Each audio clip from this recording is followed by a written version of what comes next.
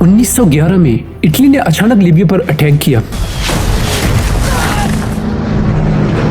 اور اس اٹیک کے پیچھے صرف ایک ملک نہیں تھا.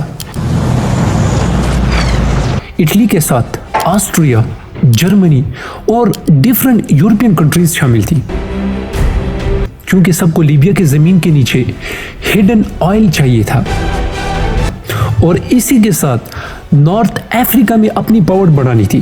یورپین طاقتیں سمجھتی تھی کہ یہ ایک آسان وکٹری ہوگی، لیکن اصل میں ایسا پاسبل نہیں تھا. انہی دنوں لیبیا کے ایک چھوٹے سے گاؤں کا ایک بہادر شخص، جسے دنیا شاید کبھی نہ جانتی، اچانک اس پوری جنگ کا سب سے بڑا چیلنج بن کر کھڑا ہو گیا، جس کا نام تھا عمر المختار.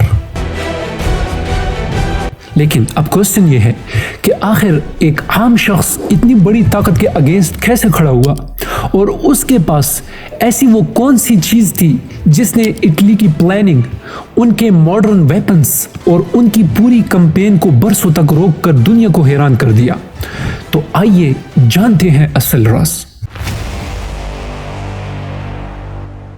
جب اٹلی نے لیبیا پر حملہ کیا تو اٹلی کے ساتھ پورا یورپ کھڑا تھا، کیونکہ سب کو اندازہ تھا کہ نارتھ افریقہ میں قدم جمانے کا یہ ایک یونیک موقع ہے، اور لیبیا کی زمین کے نیچے چھپا ہوا آئل بڑی طاقتوں کے لیے وہ خزانہ تھا جس کے لیے وہ سالوں سے پلاننگ کر رہے تھے. یورپین جنرلز کو یہ یقین تھا کہ عرب قبائل کی کمزوری یونٹی، ان کے لمیٹڈ ریسورسز اور مشکل صحرائی حالات اس جنگ کو شارٹ کر دیں گے. لیکن اس دوران لیبیا کے ایک چھوٹے سے گاؤں زواویہ میں رہنے والا ایک پروفیشنل قرآن ٹیچر، جس کا نام عمر المختار تھا، اس پورے منظرنامے کا ان ایکسپیکٹڈ کردار بن کر سامنے آیا. اور یہی وہ لمحہ تھا جس نے یورپین طاقتوں کو حیرت میں ڈال دیا کہ ایک 60 سال سے زائد عمر کا شخص آخر کس بنیاد پر ہزاروں سپاہیوں، جدید ویپنز اور کمپلیٹ پلاننگ رکھنے والی فوج کے اگینسٹ کھڑا ہونے کا حوصلہ رکھتا ہے. ہسٹری کے مطابق عمر المختار نے اپنی جوانی سیاسی ہنگاموں میں نہیں گزاری. وہ نہ کسی بڑے قبیلے کا سردار تھا اور نہ ہی اس کے پاس کوئی ملٹری پاور تھی،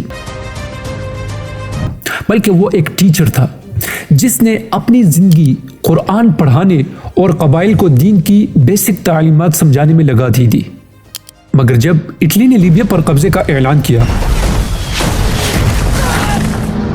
تو اس بزرگ استاد کے اندر کچھ ایسا جاگ اٹھا جس نے آنے والے برسوں کی ہسٹری بدل دی.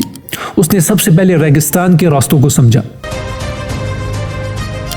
پھر چھوٹے چھوٹے گروپس بنائے جو رات کے وقت دشمن پر اٹیکس کرتے اور دن میں ریت کے طوفانوں میں گم ہو جاتے.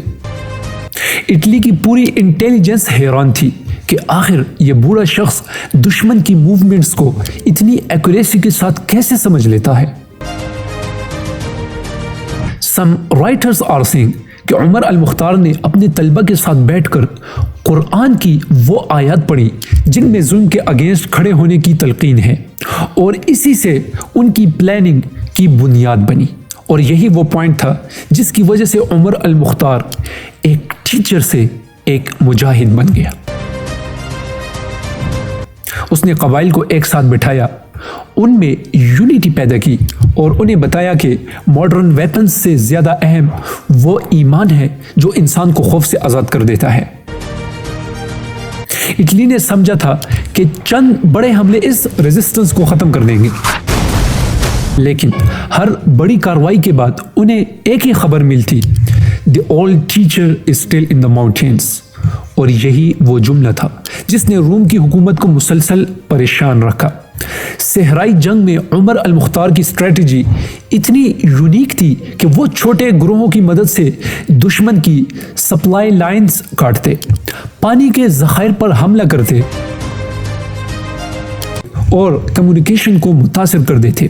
اور یورپی ریکارڈ کے مطابق اس نے 40+ بڑی جنگوں میں وہ میتھڈز استعمال کیے جو کسی عام ٹیچر سے تو دور کی بات ایک ویل ٹرینڈ جرنیل سے بھی امید نہیں کی جا سکتی تھی.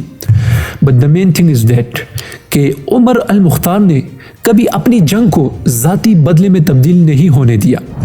وہ ہر لڑائی سے پہلے اپنے ساتھیوں کو یاد دلاتے کہ ہم زمین کے لیے نہیں بلکہ ہم عزت کے لیے لڑ رہے ہیں۔ We fight not for land, but for honor. اور یہی جملہ قبائل کے دلوں میں آگ بن کر جلتا رہا۔ جیسے جیسے جنگ آگے بڑھتی گئی، اٹلی نے اپنی آرمی ڈبل کر دی، نئے پلانز بنائے اور ایون کے ایئر کرافٹس کا استعمال شروع کیا۔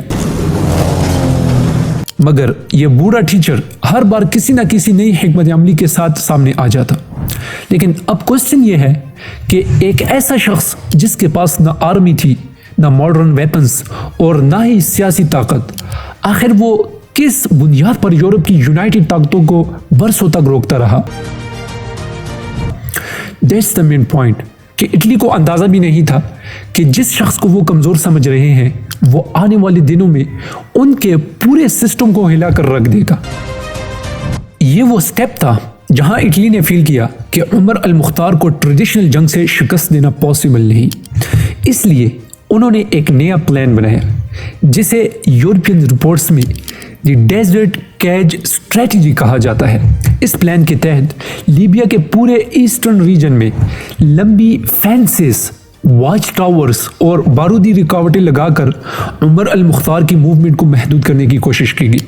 ایون کہ سوڈان کی سرحد تک ایک آئرن فینس کھینچی گئی تاکہ قبائل کو مدد نہ مل سکے۔ مگر اس سب کے باوجود وہ بوڑھا استاد اپنے اسمال گروپس کے ساتھ رات کی تاریکی میں راستے بدل کر دشمن کو حیران کرتا رہا۔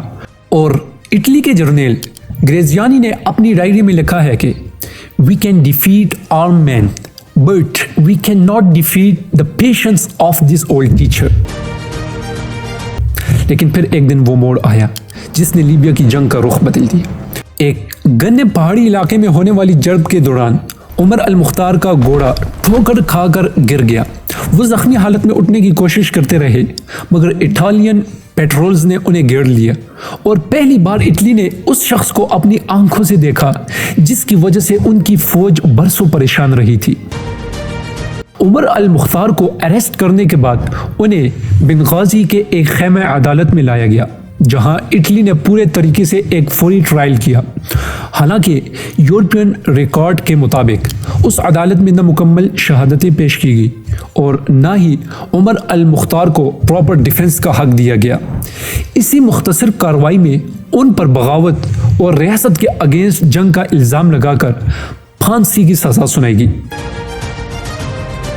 جب فیصلہ سنایا گیا تو کورٹ میں مکمل سائلنس تھا، اور اس سائلنس میں عمر المختار نے صرف اتنا کہا، ہم نے کبھی ظلم قبول نہیں کیا اور نہ ہی آئندہ کریں گے۔ ان کا یہ جملہ اٹالین آفیسرز کی رپورٹ میں بھی درج ہے۔ نیکسٹ مارننگ انہیں سیکورٹی کے ساتھ حصار میں سلوک کے مقام پر لے جایا گیا۔ ہسٹری کے مطابق 7,000 سے زیادہ لیبیائی افراد کو زبردستی جمع کیا گیا تاکہ وہ اپنے لیڈر کے آخری لمحے دیکھیں اور خوف زدہ ہو جائے۔ بٹ دیٹ واز شاکنگ کہ ان ہزاروں لوگوں میں سے کوئی ایک بھی روتا ہوا نظر نہیں آیا۔ سب خاموش کھڑے تھے جیسے وہ ایک زندہ تاریخ کو سامنے دیکھ رہے ہوں۔ پھانسی سے چند لمحے پہلے جب عمر المختار کی آنکھوں پر کپڑا باندھا جا رہا تھا تو ایک اٹالین آفیسر نے اسے ہٹا کر پوچھا، ڈو یو فیئر ڈیتھ؟ تو عمر المختار نے نہایت ہی سادگی سے جواب دیا، نو، ڈیتھ ول کم وین اللہ سبحانہ وتعالی ولس۔ پھر وہ لمحہ آیا جب تختہ حرکت میں آیا اور وہ شخص جس نے اپنی زندگی قرآن کے ان اصولوں پر گزاری تھی کہ ظلم کے خلاف کھڑے ہونا ایمان کا حصہ ہے، اس دنیا سے رخصت ہو گیا۔ مگر حیرت کی بات یہ ہے کہ اس کی شہادت نے جنگ ختم نہیں کی بلکہ ایک نئی آگ پیدا کر دی، کیونکہ لیبیا کے لوگوں نے محسوس کیا کہ اٹلی نے ان کے استاد کو جسم سے تو جدا کر دیا مگر اس کے نظریوں کو ختم نہیں کر سکا، اور یہی وجہ ہے کہ بعد کے برسوں میں لیبیا کی آزادی کی تحریک مضبوط ہوتی گئی۔ ایون کہ 1951 میں جب ملک نے آزادی حاصل کی تو اس تحریک کی روح میں عمر المختار کا نام سب سے نمایاں تھا۔ تاریخ یہ بتاتی ہے کہ عمر المختار کی جنگ تلوار کی نہیں تھی، یہ جنگ کردار، صبر، حکمت اور ایمان کی تھی، اور یہی وہ چیز ہے کہ ایک قرآن ٹیچر نے دنیا کی بڑی طاقتوں کو یہ دکھا دیا کہ اصل قوت ہتھیاروں میں نہیں ہے بلکہ اس یقین میں ہے جو انسان کو ظلم کے سامنے جھکنے نہیں دیتا۔